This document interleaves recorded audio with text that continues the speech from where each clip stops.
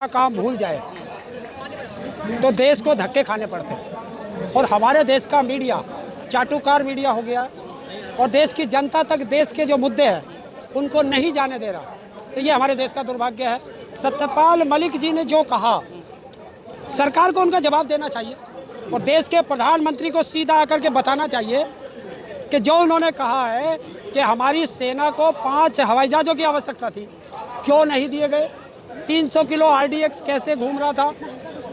इन सब मुद्दों पर उनको जवाब देना चाहिए सरकार को। और अगर सरकार चुप है तो कुछ दाल में काला नहीं, दाल ही काली है। अमित शाह जी लेकिन कह रहे हैं कि जो है इस मुद्दे पर पहले वो उन्हें राज्यपाल रहते हुए क्यों नहीं उन्होंने ये सवाल। देखिए, अमित शाह जी को पता नहीं है, शायद अमित शाह जी पढ़े लिखे नहीं हैं, वरना वो ऐसी बात नहीं करते, या उनके अधिकारी जो उनके अंडर में काम करते हैं वो उनको बताते नहीं हैं। 14 फरवरी 2019 को हमारे 40 जवानों की शहादत हुई थी।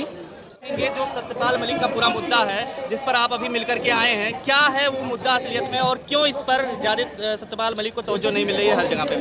देखिए, जब मीडिया अपना काम भूल जाए तो देश को धक्के खाने पड़ते हैं। और हमारे देश का मीडिया चाटुकार मीडिया हो गया और देश की जनता तक देश के जो मुद्दे हैं उनको नहीं जाने दे रहा। तो ये हमारे देश का दुर्भाग्य है। सत्यपाल मलिक जी ने जो कहा, सरकार को उनका जवाब देना चाहिए और देश के प्रधानमंत्री को सीधा आकर के बताना चाहिए कि जो उन्होंने कहा है कि हमारी सेना को 5 हवाई जहाज़ों की आवश्यकता थी, क्यों नहीं दिए गए? 300 किलो RDX कैसे घूम रहा था? इन सब मुद्दों पर उनको जवाब देना चाहिए सरकार को। और अगर सरकार चुप है तो कुछ दाल में काला नहीं, दाल ही काली है। अमित शाह जी लेकिन कह रहे हैं कि जो है इस मुद्दे पर पहले वो उन्हें राज्यपाल रहते हुए क्यों नहीं उन्होंने ये सवाल। देखिए, अमित शाह जी को पता नहीं है, शायद अमित शाह जी पढ़े लिखे नहीं हैं, वरना वो ऐसी बात नहीं करते, या उनके अधिकारी जो उनके अंडर में काम करते हैं वो उनको बताते नहीं हैं। 14 फरवरी 2019 को हमारे 40 जवानों की शहादत हुई थी और 15 फरवरी 2019 को सत्यपाल मलिक जी ने इंडियन एक्सप्रेस को इंटरव्यू दिया था। तो अमित शाह उसे पढ़ ले, कौन कह रहा है? वो तो जब गोवा के मुख्यमंत्री थे वो तब भी बोल रहे थे, वो जब मेघालय के मुख्यमंत्री थे, वो राज्यपाल थे, वो तब भी बोल रहे थे। तो वो कभी चुप नहीं रहे, वो हर मुद्दे पर बोलते थे क्योंकि उनका इस्तीफा उनकी जेब में रहता था। चुप रहने को लिए ही तो कहा था। चुप रहने का मतलब क्या आप लोग निकाल रहे हैं? देखिए, जब देश का प्रधानमंत्री सेना की शहादत पर ये कहे गवर्नर से कि आप चुप रहे, ये दूसरा मामला है, तो देश की जनता यही पूछ रही है कि हमारे शहादत पे, जवानों की शहादत पे ये दूसरा क्या मामला है, वो बता दे प्रधानमंत्री। तो CBI नोटिस क्यों भेजा गया है, क्या लगता है? CBI नोटिस, वो इस नोटिस नहीं भेजा। CBI ने बुलाया है कि जब ये वहाँ के गवर्नर थे तो कोई इंश्योरेंस का मामला था, अनिल अंबानी का एक और, तो 2 फाइलें थी। और जो राम माधव है, इसने कहा था कि इसमें 150 करोड़ रुपए का मामला है। RSS के जो राम माधव, हाँ, वो मामला है। तो इन्होंने वो बताया था, तो CBI ये पूछ रही है कि उस पर बताओ। मतलब गवाह से पूछ रही है, चोर से नहीं पूछ रही। यही तो देश जानना चाहता है। मलिक जी कह रहे हैं प्रधानमंत्री ने उस वक्त सपोर्ट किया था इस मुद्दे पर उनका, जब उन्होंने कहा था कि वो रिश्वत नहीं लेने से मना कर दिया। नहीं, वो रिश्वत ले ही नहीं सकते, वो ईमानदार व्यक्ति हैं सत्यपाल मलिक जी। लेकिन जब उन्होंने कहा है तो ये पूछताछ अनिल अंबानी से, एक वो रूबरू क्या नाम है वो, और राम माधव से पता करें। उनसे तो पूछताछ है नहीं सत्यपाल मलिक जी को, क्योंकि सत्यपाल मलिक जी ने सीधा आरोप प्रधानमंत्री पर लगाया है। इसलिए प्रधानमंत्री नहीं चाहते कि कोई उनके खिलाफ बोले, और जो उनके खिलाफ बोलेगा प्रधानमंत्री जी के वही 3 हथियार, ED, CBI, इनकम टैक्स, उसे भेज देते हैं। तो ये ED और CBI से डरा रहे हैं, वो डरने वाला नहीं है, ना डरा है ना डरेंगे, और जब तक जिएंगे लड़ते हुए जिएंगे। हाँ, पंचायत और आप लोगों को जिस दिन बुलाया था उस दिन थाने में क्या हुआ था आप लोगों के साथ? थाने में ये था, पुलिस ने कह दिया था ना कि ये तो हम लोगों ने नहीं गिरफ्तार किया था, हिरासत में लिया था। देखिए, अगर हिरासत में नहीं लिया तो उस पार्क से पुलिस की गाड़ियों में हमें बैठा करके क्यों ले गए? पुलिस की गाड़ियों में तभी तो बैठाओगे जब तुम हमें हिरासत में लोगे। हमारे टेंट क्यों उखाड़े, कुर्सियाँ क्यों ले गए, और फिर हम थाने में क्यों गए? किसी को अच्छा लगता है थाने में जाना? और एक थाने में ले जाते 6-7 थानों में ले गए अलग अलग।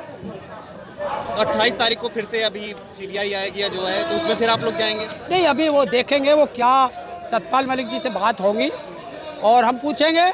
अगर हमारी जब भी ज़रूरत पड़ेगी तो देश का हर किसान और मजदूर और युवा उनके साथ खड़ा है। वीडियो एक वायरल हो रही है जिसमें सेना के कुछ जवान है, वो कह रहे हैं कि हमारे यहाँ सुविधा नहीं है, इसमें बुलेट प्रूफ में हमें नहीं भेजा जाता है।